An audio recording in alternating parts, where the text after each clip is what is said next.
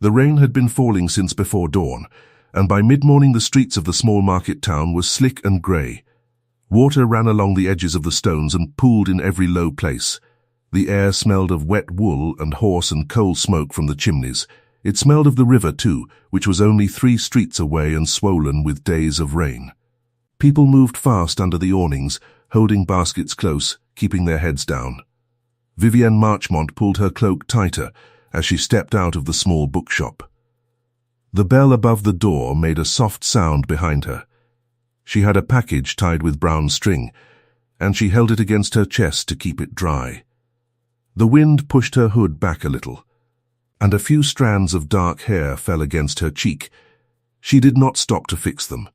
She had learned, over the years, not to fuss with her appearance in public. It drew attention she did not want. She was 25, which in her small circle of relatives was considered nearly the end of any hope. She had been out for 7 seasons now. She had watched younger girls come and go, watched them marry, watched them return with babies on their hips. She had smiled at all of them. She had never envied them out loud. But she had felt the years pile up on her shoulders the way snow piles on a garden wall in winter, quiet and heavy and slow. Her aunt had sent her out for a book of sermons. Her aunt read sermons the way other women read novels, with great feeling and long sighs. Vivienne did not mind the errand. It gave her an hour out of the house, an hour away from her cousin Prudence, who had a voice like a small saw and used it often. She turned the corner near the coachyard and heard the dogs before she saw them. There were 3 of them, big and lean, the kind of dogs that hung about the yards and lived on scraps. Their barking was sharp and mean. She heard a child cry out, thin and high, the sound of real fear. Not a game, not a scolding. Real fear. She did not think. She moved. The alley was narrow, cut between the coachyard and the back of an inn. The stones were dark with rain. At the end of the alley, pressed against the wet brick wall, was a small child, perhaps 6 years old, perhaps 7. It was hard to tell because the child was so thin. A boy. His feet were bare. His shirt was torn at one shoulder. He was holding a piece of bread against his chest with both hands, and he was crying without sound. The way children cry when they have already learned that no one comes when they cry loud. The 3 dogs stood in a rough half-circle in front of him. Their ears were flat. Their tails were low. One of them had its lips pulled back from yellow teeth. Vivienne stopped only long enough to set her package down on a dry stone by the wall. Then she stepped forward, straight into the space between the dogs and the boy. "Hush now," she said. Her voice was not loud. It was steady. "Hush, hush," the dogs looked at her. The nearest one lowered its head and made a sound deep in its throat that was not quite a growl. She did not step back. She did not raise her voice. She held out one gloved hand, palm down, and let the dog smell it. Her heart was beating hard against her ribs, but her hand did not shake. She had learned about dogs from the old huntsman on her father's estate when she was a girl. He had told her that fear made them worse. He had told her that stillness was the answer. She had been 8 years old then, standing in a stable yard with a big rough dog sniffing at her fingers, and the old man had said, "Steady." "Miss, steady is a language they know." Behind her, the boy made a small sound. She could feel him back there, pressed against the wall. She could smell him too, the sour smell of a child who had not been washed in a long time, and beneath that the strange sweet smell of wet stone and river water. "Steady," she said, and she did not know if she was speaking to the dogs or to the boy or to herself. "Steady now." The nearest dog took another step forward. Vivienne did something then that she had never done in her life. She bent slowly, keeping her eyes on the dog, and picked up a small stone from the ground. She did not throw it. She held it in her palm, and she made a sound in her throat, low and hard, the way she had heard the huntsman make when a hound got out of line. It was not a shout. It was a sound that said, "I am the one here who is in charge." The dog's ears went back further. Its head dropped lower. "Go on," she said, very quietly. "Go on now." Off. For a long moment, nothing happened. The rain fell. Somewhere a horse stamped in the coach yard. A gull cried far off over the river. Vivienne kept her eyes on the dog's eyes. She did not blink. She did not move her hand. The dog turned its head away first. It happened in that small, sudden way that big things sometimes happen. The dog turned its head, and then its body followed, and then the other two dogs followed the first. They slouched down the alley toward the coach yard, wet and thin and defeated, and they did not look back. In a moment they were gone, around the corner. She could hear their claws clicking on the wet stone. Vivienne stood very still for another breath. Then she let the stone fall from her hand. It made a small, clean sound against the ground. She turned. The boy was staring at her with eyes that were far too old for his face. He was still holding the bread against his chest. His mouth was open a little, but he did not speak. She knelt down. The wet stone soaked through the knees of her dress at once, cold as a knife, but she did not stand up. "Are you hurt?" she asked. He shook his head. "Are you hungry?" He nodded. She almost laughed then, though there was nothing to laugh at. He was holding a whole piece of bread, and he was nodding that he was hungry. She understood. Bread now did not mean bread tomorrow. Bread now was only bread now. "What is your name?" she asked. He did not answer for a long moment. Then he said, in a voice as thin as paper, "Tom, Tom," she said. "That is a good name. Are you here with your mother, Tom?" He shook his head. "Your father?" He shook his head. "Anyone at all?" He shook his head a third time. He was not crying anymore, but his lower lip was pushed out in the way that children's lips push out when they are trying very hard not to. Vivienne looked at him. She thought about her aunt's house, with its clean floors and its cold rooms, and her cousin's sharp voice.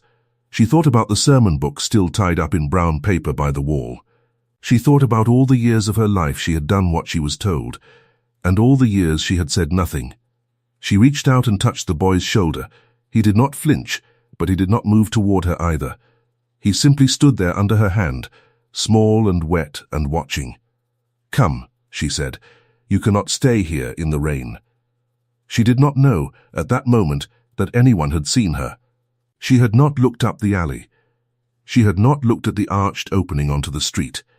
She had been busy with the dogs and the child, and her own beating heart.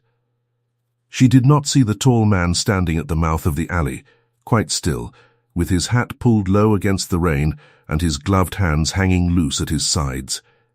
She did not see him watching. She did not see the Duke of Ravensmere at all. He had come to the town on a matter of business, and he had come on horseback because he preferred it, and he had stopped at the inn to have his horse looked to before he rode on. He had been standing under the eaves of the inn when he heard the dogs.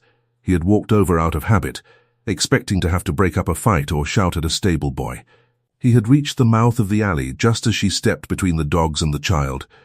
He had not moved. He had not called out. He had simply stood there and watched. He watched the whole of it. The slow, careful step forward. The gloved hand held out. The stone lifted and not thrown. The low sound in her throat. He watched the dogs turn away. He watched her kneel in the wet street beside a beggar child. He watched her ask his name. He was a man who had learned over many years to notice things about people that they did not know he was noticing. He noticed that she had not looked around to see if anyone was watching. He noticed that she had not made her voice sweet for the child. He noticed that she had knelt in a dress that must have been the best one she owned, without a thought for the wet or the mud. He noticed that she had spoken to the dogs the way she spoke to the boy, without pity in either voice. He was Alaric Thorne, the 7th Duke of Ravensmere, and he was 32 years old, and he had been to 100 rooms full of women who wanted to marry him. He had watched them practice their smiles at him. He had watched them arrange their hands. He had watched them pretend to be things they were not. He had never, in any of those rooms, seen a woman do what this one had just done in a wet alley behind an inn. He did not move as she helped the boy to his feet. He did not move as she picked up her brown paper package. He did not move as she began to walk back down the alley toward the street with the boy's hand in hers. She was going to have to pass within a few feet of him. She looked up when she was almost to the mouth of the alley, and she saw him. She stopped. He had not meant to be seen. He had meant to step back before she looked. But he had waited a moment too long, because he had been trying to see her face, and now he was still standing there, and she was looking at him with the kind of directness that most women had been taught out of by the age of 10. "Sir," she said, "only that." He touched the brim of his hat. "Madam." She looked at him for another breath. He saw her take in his coat, which was very fine, and his boots, which were finer, and the small silver pin at his throat, which she perhaps recognized as belonging to a family, and perhaps did not. Her face did not change. She did not curtsy. She did not lower her eyes. She simply looked at him as she had looked at the dogs, steady and clear and without fear. "You saw," she said. It was not a question. "I did." "Then you might have helped." He almost smiled. He did not, quite, but something in his chest moved that had not moved in a long time. "You did not need help," he said. She considered him for one more breath. Then she nodded, very slightly, and she walked past him with the boy in her hand. She did not look back. He watched her go until she turned the corner into the main street and was lost among the market crowd. Then he stood where he was for a long time. The rain fell on his hat and his shoulders. His horse would be waiting. His business would be waiting. His whole life would be waiting. He did not move. He was still standing there when the innkeeper came out to ask if his grace required anything. And he turned to the innkeeper and said, "The young woman who just passed, in the grey cloak, with the child, do you know her?" The innkeeper blinked. "I did not see her, your grace, but if she came from the town, someone will know." "Find out," said the Duke. "Do it quietly. I will be at the inn until evening." The innkeeper bowed and went back inside. The Duke stood a moment longer, then walked slowly back through the rain to his horse. That was how it began, though Vivienne did not know it yet, and would not know it for some time.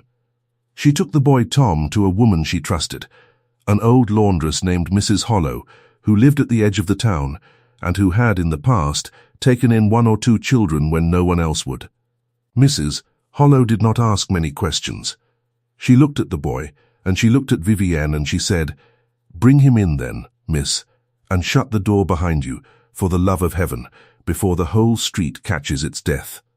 Vivienne left a small purse of coins on the table, without letting Mrs. Hollow see her do it. It was almost all the money she had of her own. She did not mind. She walked back to her aunt's house through the thinning rain, and she did not think about the tall man in the alley at all.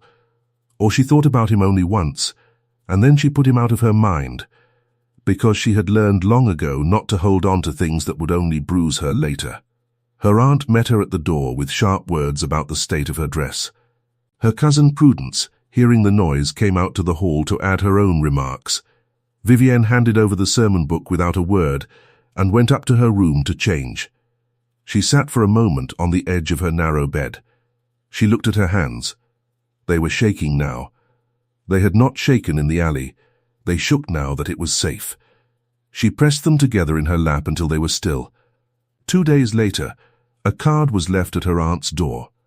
It was a very good card, thick and cream-coloured, with a small crest pressed into the corner. The footman who brought it did not speak to any of the servants. He simply handed it in and left. The card was addressed to Miss Vivienne Marchmont. It was an invitation to a small evening at Ravensmere House, 4 days hence. Her aunt read the card 3 times. Then she looked at Vivienne with an expression that Vivienne had never seen on her aunt's face before. It was something close to suspicion. "Ravensmere," said her aunt. "That is a duke's house." "Yes, aunt. You have never met a duke." "No, aunt. Then how does a duke know your name?" Vivienne looked down at her hands, folded in her lap. She thought of the tall man in the alley. She thought, "He watched me. He watched me for a long time before I saw him." "I do not know, aunt," she said. And it was almost true. Her cousin Prudence's card was not included. Vivienne saw her aunt notice this. Her aunt's mouth grew thin. But the invitation was to Vivienne, and one did not refuse a duke, and so it was arranged that Vivienne would go, and that her aunt would go with her as chaperone, and that Prudence would stay home in a rage. The 4 days passed slowly. Vivienne did not have a gown fit for a duke's house. Her aunt fussed and complained, and finally sent for a seamstress and a length of silver silk that had been laid by for Prudence, and was now, in a small act of household revenge, cut down for Vivienne instead. Prudence wept and slammed doors. Vivienne stood very still on the seamstress's stool, and let herself be turned this way and that. She did not look at the mirror. She had learned not to. On the evening of the party, she came down the stairs in the silver silk, with her dark hair pinned up simply, and no jewels at her throat because she owned none. Her aunt looked at her once and made a small sound that might have been surprise. Then her aunt collected herself and said, "Do not embarrass me, girl, no aunt," said Vivienne. They went in the hired carriage. The wheels rattled on wet stones. Inside the carriage it smelled of old leather and her aunt's lavender water. Vivienne pressed her gloved hands together in her lap and looked out at the dark streets. She did not know why she had been invited. She thought perhaps the Duke wished to thank her for the child, if he was indeed the man who had stood in the alley, though she could not be certain of that either. She thought perhaps she was being brought only to make up numbers. She thought perhaps it was a mistake and she would be sent home in an hour. She did not think that anything real would happen. She had stopped thinking that a long time ago. Ravensmere House was set back from the street behind a tall iron gate. The gate was open. The drive was lined with lanterns. The house itself was long and low and old, made of pale stone. With windows that glowed warm against the dark, a footman opened the carriage door. Another footman held an umbrella over her head as she climbed the stone steps.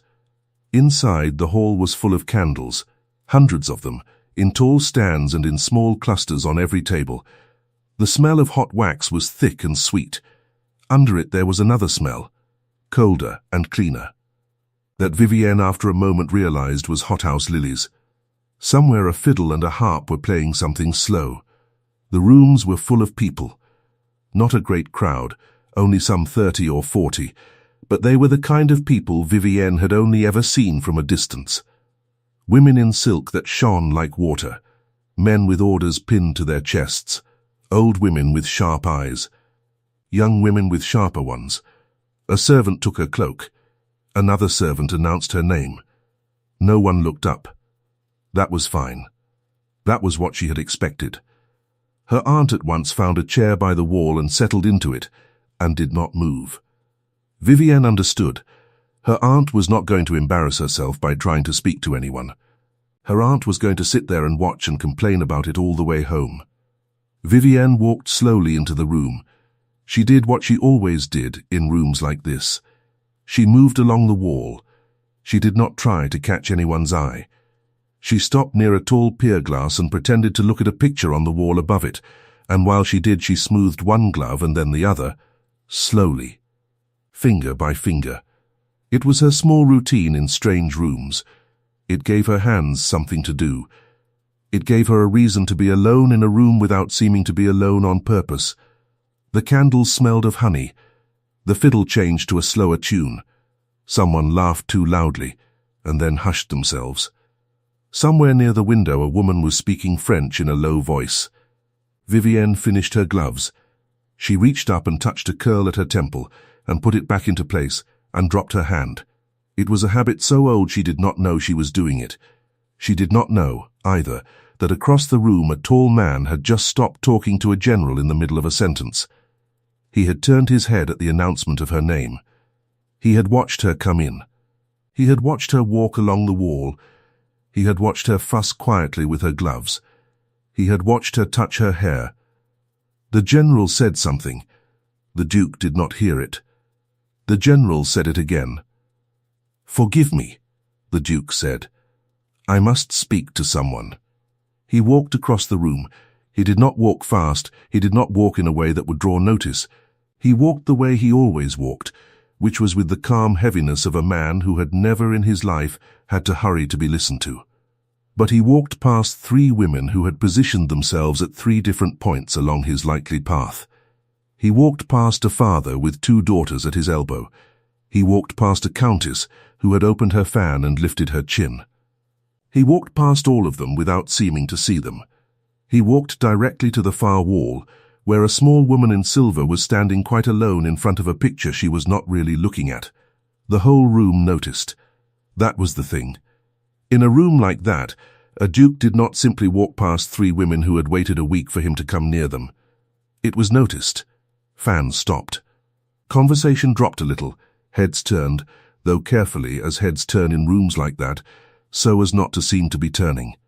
Vivienne did not see any of it at first. She was still looking at the picture. Then a voice at her elbow said, "Miss Marchmont."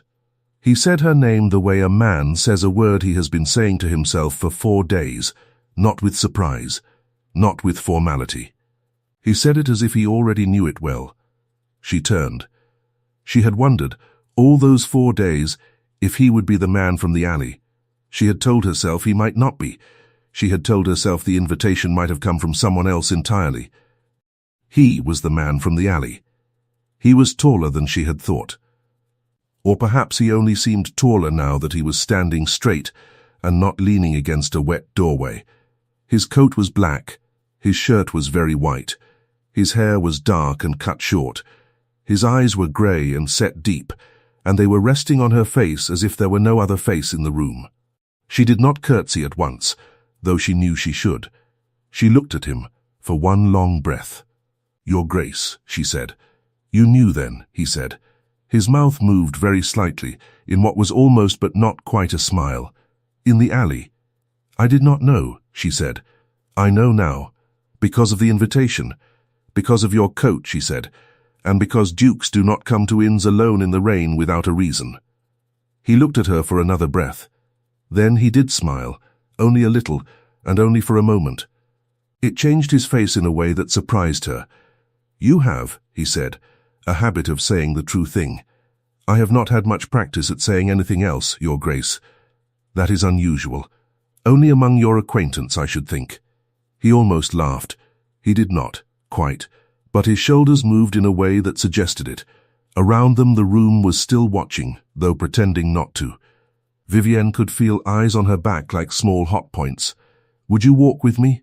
he said to the next room. "There is a picture there I should like you to see." She hesitated. He waited. He did not press her. He simply stood there and let her decide. "I do not know your motive, Your Grace," she said quite quietly. "No," he said. "You do not. But I have no plan to harm you. If you would rather stay by this wall, I will bid you good evening and return to the General, who is telling me a story I have already heard 4 times. She almost smiled at that. She did not. She said, "Very well."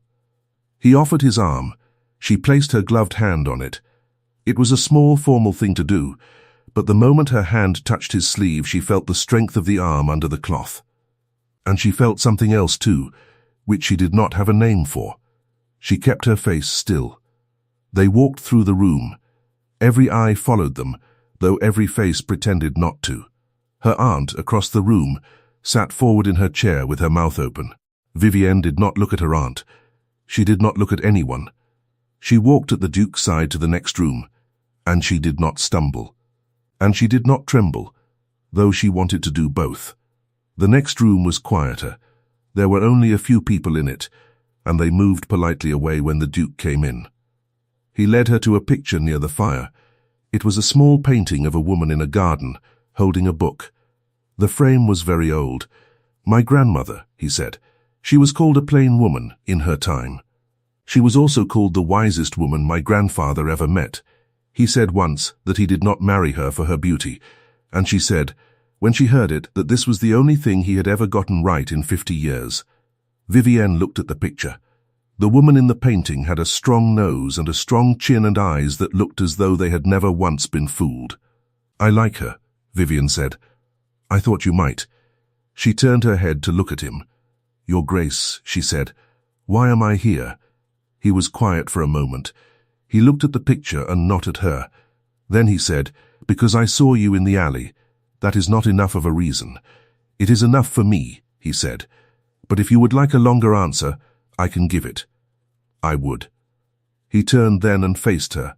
He did not stand too close. He was very careful about that, she noticed. He kept a proper distance between them, even now. "I have been," he said, "in a great many rooms with a great many people. I have watched a great many women perform for me. I do not blame them. It is what they have been taught. But I have never, in any of those rooms, seen a person do what you did in that alley. You did not know I was there. You had no reason to think anyone of consequence was watching. You saw a child. You stepped between the child and the dogs. You did not shout. You did not throw the stone. You did the exact thing that was needed and no more. Then you knelt in a wet street in your best dress and asked the boy his name." He paused. He looked at her steadily. "I have thought about it," he said, "for 4 days. I could not stop thinking about it. So I have brought you here, not to marry you, not to make a promise, only to see if the woman I saw in the alley was the same woman I would meet in a drawing room, or if she was only a trick of the light." Vivienne felt her breath catch, though her face did not change. "And?" she said, very quietly. "And she is the same woman," he said, "which is a thing I did not expect, and which I do not know quite what to do with." There was a long moment then. She could hear the fire behind them. She could hear the fiddle in the other room playing the slow tune again. She could smell the beeswax and the lilies. She could smell, very faintly, something on his coat that was like clean linen and something like pine smoke and something under it she could not name. "Your Grace," she said, "I am not a wealthy woman. I have no title. My father was a country gentleman. My mother is dead. I have lived in my aunt's house for 6 years. I am 25. I have been out for 7 seasons, and no one has ever asked me to dance twice in the same evening." "I know," he said. She blinked. "You know? I have inquired." "You have inquired," she said slowly. "I do not like surprises," he said. "So I have inquired. What I have learned does not change anything I saw in the alley." She did not know what to say to that. She looked back at the painting of the grandmother, because she needed a moment where his eyes were not on her face. "I am not asking you," he said, "for any answer tonight. I am not asking you for any answer next week. I am telling you what I have seen, and I am telling you I would like to see more of you, and if you tell me no, I will bow and walk away, and you will not be troubled again." She thought about that for a long moment. "You said in the alley," she said, "that I did not need help. You did not. Then what do you want with me now?" He was quiet again. He looked at his grandmother's picture. "I do not know yet," he said. "That is the honest answer. I only know that I would like to find out." The next weeks were slow and strange. He called at her aunt's house, properly, in the proper hours. Her aunt, who had never before been called upon by anyone of note, spent the first visit in such a state of nerves that she said nothing beyond yes, "Your Grace," and no, "Your Grace," for the entire quarter hour. Her cousin Prudence, who had spent her whole life being told she was the prettier one, sat in the corner with a face like a small closed door. The Duke did not speak to Prudence. He did not need to. He spoke to Vivienne, and only to Vivienne, and he asked her questions about the books she liked and about the countryside where she had grown up. He listened when she answered. He did not interrupt. When she finished a thought, he waited a moment to see if she had more to say. If she did, he let her say it.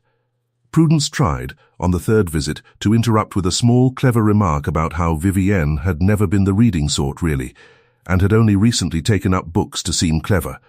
It was a small cruelty of the kind Prudence had been practicing since they were girls.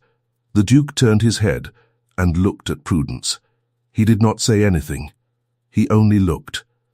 He looked at her the way a man might look at an unpleasant sound he had noticed, but did not intend to acknowledge. Prudence stopped talking. She did not try that again. He asked on his 4th visit if Vivienne might walk with him in the small park at the end of the street. Her aunt at once said yes, before Vivienne could speak. So Vivienne put on her cloak and her bonnet and they went out together, with her aunt's maid trailing at a proper distance behind. The park was small and had a gravel path that went around a pond. It was a bright, cold day. The sky was pale blue. Their breath came out in small white clouds. The gravel crunched under their feet in a steady rhythm. He did not offer his arm this time. He walked at her side with his hands behind his back. "You are very careful, Your Grace," she said, after they had gone halfway around the pond. "In what way?" "You do not touch me. You do not stand too close. You do not say anything a woman might mistake. I do not wish to be mistaken." She thought about that. "Because you are careful of my reputation?" "Because I am careful of you." She almost stopped walking. She did not. She kept the rhythm of her steps. "Your Grace," she said, "I do not know quite what to do with you. You do not have to do anything with me. You have only to walk. I am very good at being walked next to." She laughed. It was a small laugh, surprised out of her. She had not laughed in company for a long time. The sound of her own laugh was strange in her ears. He looked at her sideways. The corner of his mouth moved. "There," he said quietly. "That is a thing I had not seen you do before. I do not laugh often." "I know. You have inquired," she said. "I have." She shook her head slowly, but she was smiling, only a little, and the cold air was sharp in her lungs, and the ducks on the pond were making small noises among the reeds. And for the first time in a very long time she felt something in her chest that was not tiredness. That was in early winter. By the end of winter, everyone in her small circle knew that the Duke of Ravensmere called at her aunt's house twice a week. By the beginning of spring, the whole of the town knew, and half the county besides. It was in every letter that went out of every house. It was whispered behind every fan. Some people were pleased for her, some people were not. Her cousin Prudence was not. Prudence had grown up being told, again and again by her mother, that she was the pretty one and Vivienne was only the clever one, and that this was the way of the world, and that Prudence would marry well and Vivienne would go quietly into an aunt's role somewhere and be useful. Prudence had believed this all her life. It was the frame around her whole picture of herself. Now that frame was cracking, and Prudence did not know how to sit still inside a cracked frame. She began to make small remarks about Vivienne's dress, about her hair, about her manners. She made them at meals. She made them when Vivienne came down the stairs. She made them in the drawing room after dinner. Vivienne heard them all and did not answer any of them. Then, at last, Prudence made a remark in company. It was at a spring assembly in the town's small assembly rooms. It was a public evening, and the whole neighborhood was there, and the Duke was expected. He had said he would come. He had not yet arrived. The room was full of women in their spring silks and men in their good coats. The candles were smoking a little. The air smelled of hot wax and rose water, and from the kitchens below, roast fowl. Vivienne was standing near the wall as she always did.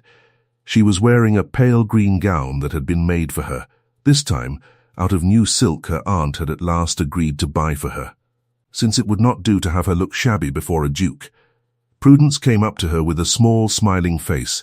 She had a group of friends behind her, 3 young women who had been Prudence's friends since they were 15, and who laughed at everything Prudence said.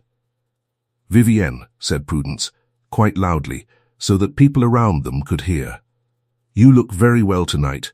It is such a pity, is it not, that the Duke will not be coming after all."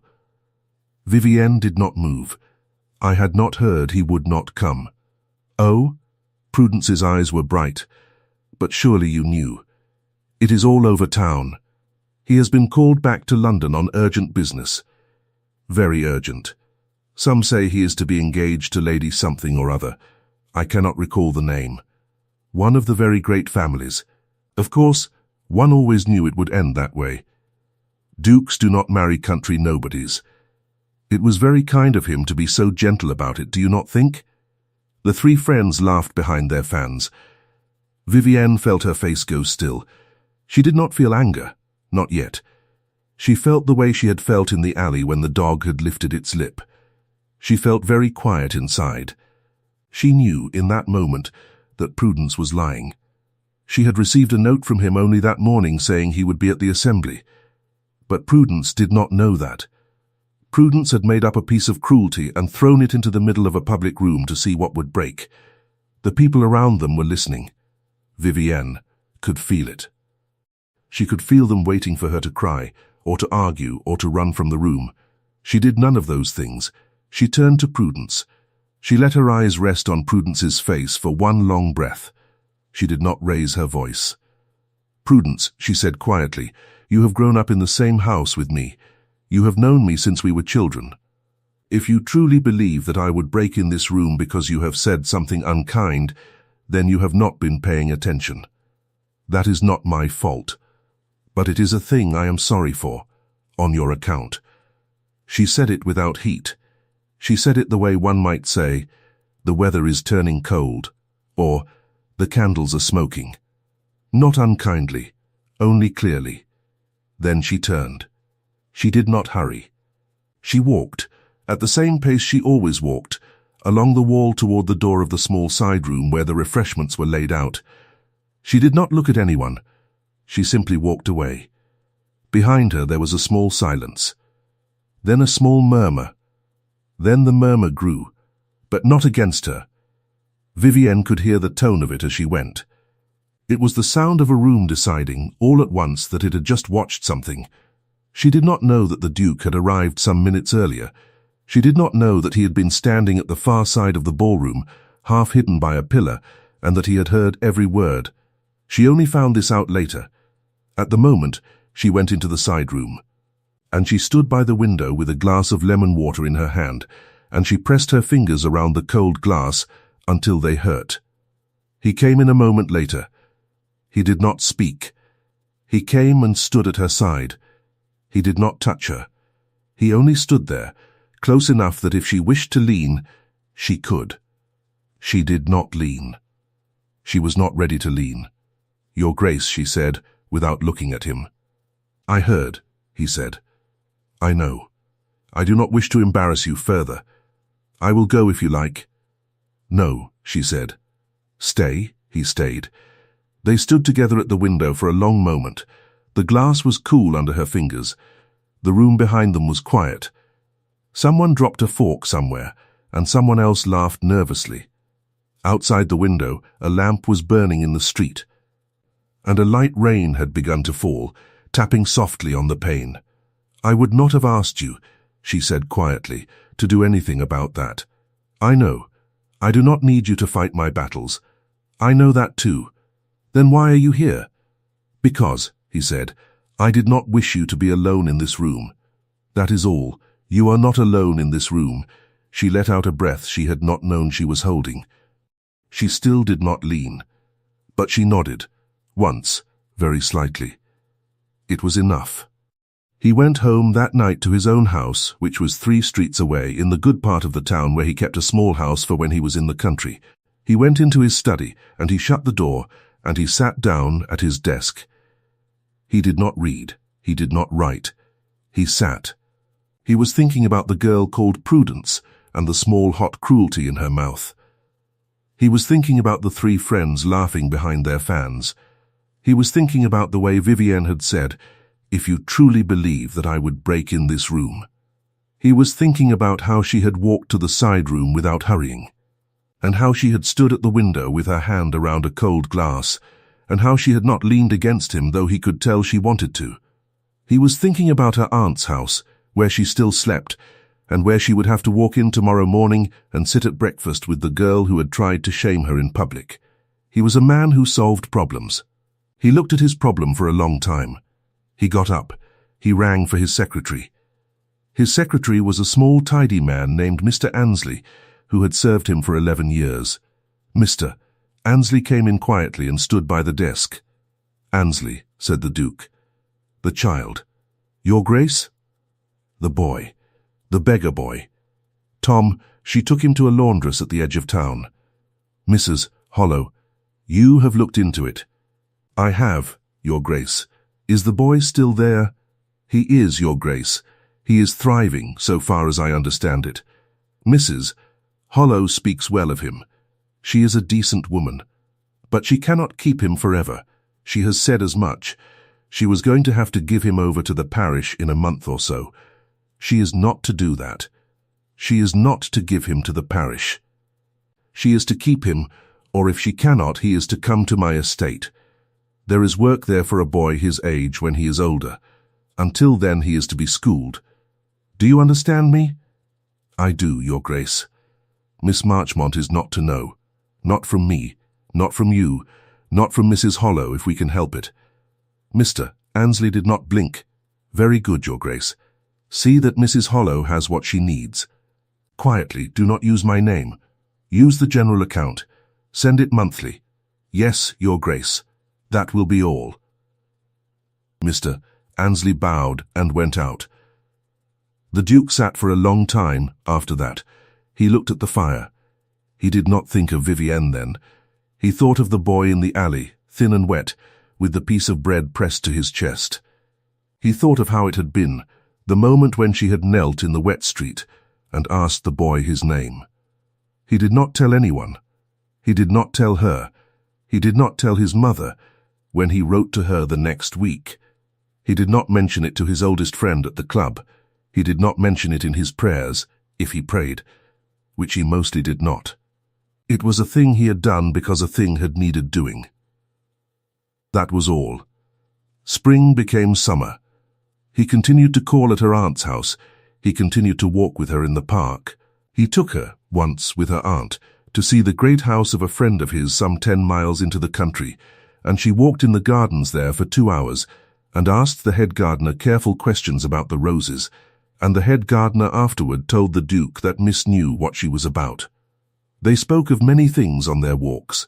They spoke of books, and of the weather, and of a plan he had for a school on his estate, and of a small worry she had about an old servant of her aunt's who was going blind and would need to be provided for. He listened when she spoke about the servant. He remembered the servant's name. Later she would find out, though not from him, that he had quietly written to her aunt's steward to ask that the old servant be pensioned properly, but at the time she did not know it. He was, she began to realize, a man who did quiet things. That summer, at a garden party at Ravensmere House, the moment came. She had not been expecting it. She had come to the garden party with her aunt because she had been invited. She had put on the pale green silk again because she had almost no other good gown, and no one at the party would care in any case. There were many people there, old friends of the Duke's family, old women in wide hats, young women in bright colors, men in white gloves, small children running on the lawn. The whole long green lawn stretched down to a lake, and there were tables set up under an oak tree, and servants moving quietly among the guests with trays. The Duke's mother was there. She had come down from London for the occasion. She was a tall, thin woman with the same grey eyes as her son, and a mouth that did not smile easily. She had looked at Vivienne when Vivienne was presented to her, and she had said only, "Miss Marchmont," and inclined her head half an inch and moved on. That was all. Vivienne had understood. The mother had not decided yet. The mother was watching. Prudence was there too. Prudence had somehow got herself invited. Vivienne suspected it was through a mutual friend and against the Duke's own wishes, though he had not made any fuss about it when Prudence had appeared on the lawn. He had merely nodded at her once, coolly, and moved on. Prudence had spent the whole afternoon standing in groups where she thought the Duke's mother might notice her. Late in the afternoon, when the shadows were growing long across the lawn, the Duke came to Vivienne where she was standing by the lake. He came alone. He said, without any small talk, "Walk with me a moment." She walked with him. He led her along the edge of the lake, away from the crowd, toward a small stone bench under a willow. The bench was very old. It was grey with weather. The grass around it was long, and it smelled of warm earth and the green smell of the willow leaves. He did not sit. He stood in front of her. "I have something to say," he said. "I would rather say it alone first, before I say it anywhere else." She looked up at him. The sun was low. It made his eyes very bright. "Say it," she said. "I would like you," he said, "to be my wife. I am not asking you to answer today. I am not asking you to answer tomorrow. I have thought about this for a long time. I would like you to think about it for as long as you need. I would rather have your no in 6 months than your yes in a week." She stood very still. A dragonfly went past her head. She could hear the small lap of water against the reeds at the edge of the lake. She could smell the willow leaves. She could smell, faintly, the dust of the path and the far-off smell of horses from the drive. "Your Grace," she said. "Alaric," he said, "when we are alone." She looked at him for a long moment. "Alaric," she said, and the sound of his name in her own mouth was strange and warm. "Why? You have asked me that before. I am asking you again." He was quiet. He looked past her, at the lake, at the willow, at nothing. "Because," he said slowly, "I have never in my life met a person who was so exactly the same when she thought no one was watching as when she knew everyone was. I have never met a person who did the small hard thing without needing to be praised for it. I have never met a person I trusted before I met you. That is a strange thing to say, at my age. I am aware of it. But it is true." She did not answer at once. "There is one more thing," he said. "It is not to persuade you. It is only because I do not wish you to say yes without knowing it. It concerns the boy." She looked up sharply. "Tom? Tom, is he ill? Is he hurt?" "He is well. He is more than well. He is at Mrs. Hollow's still. He has grown. He can read a little now. He will not be given to the parish. He will not be given anywhere. I have seen to it." She stared at him. "You," she said. "Yes, you have been paying for him, yes, since when? Since the week after the alley." Her hand rose to her mouth and stopped halfway. She let it fall.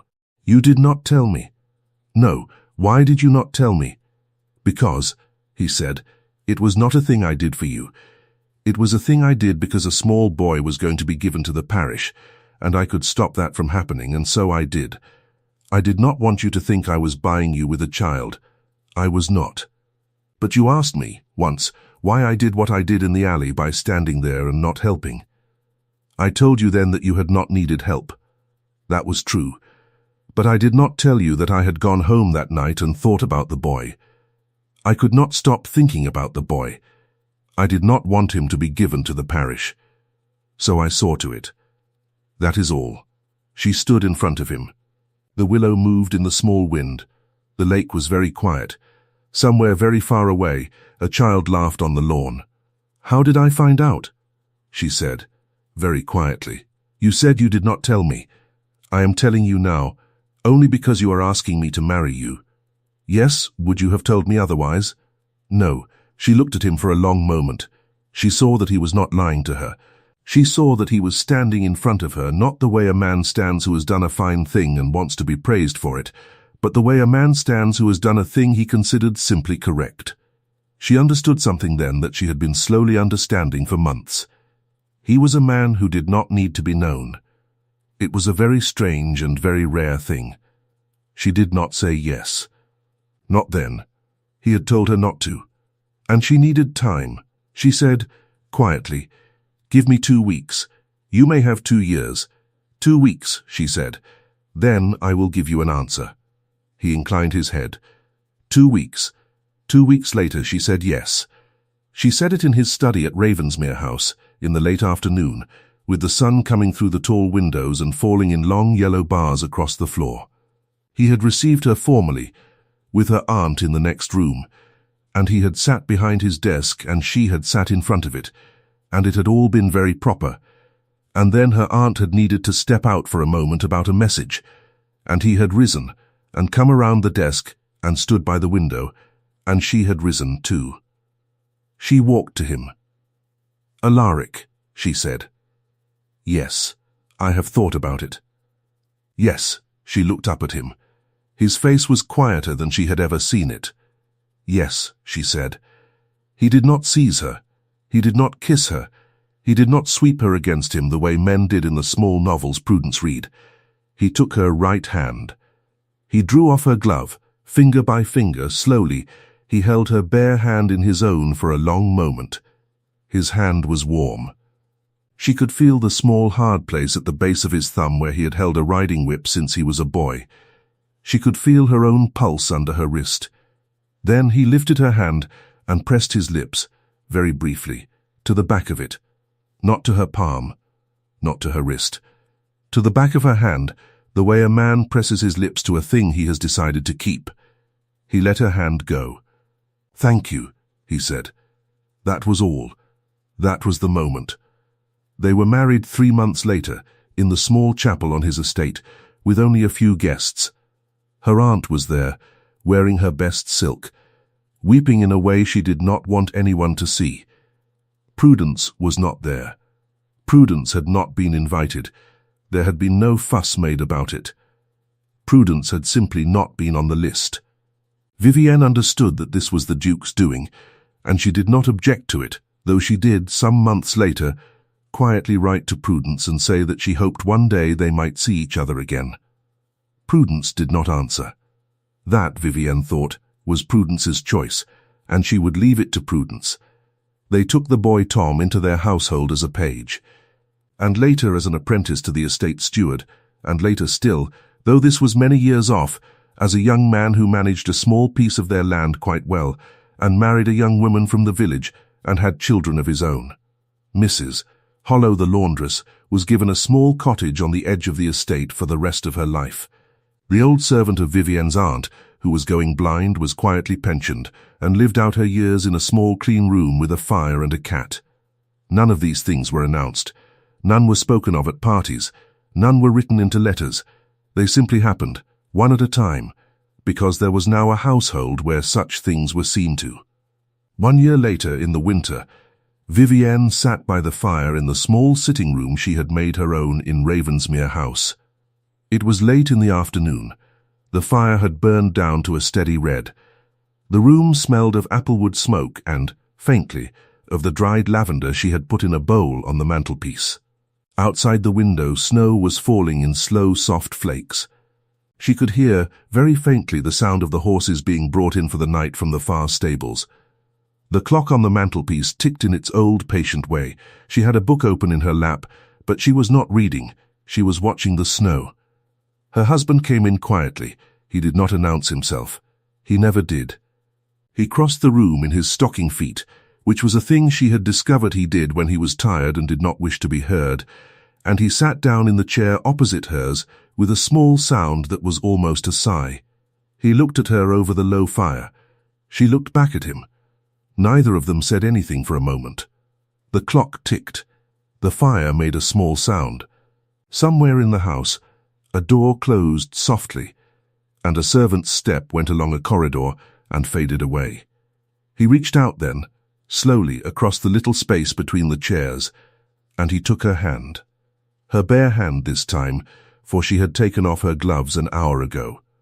His hand was warm. He turned her hand over in his own and looked at her palm for a moment as if it were a small map.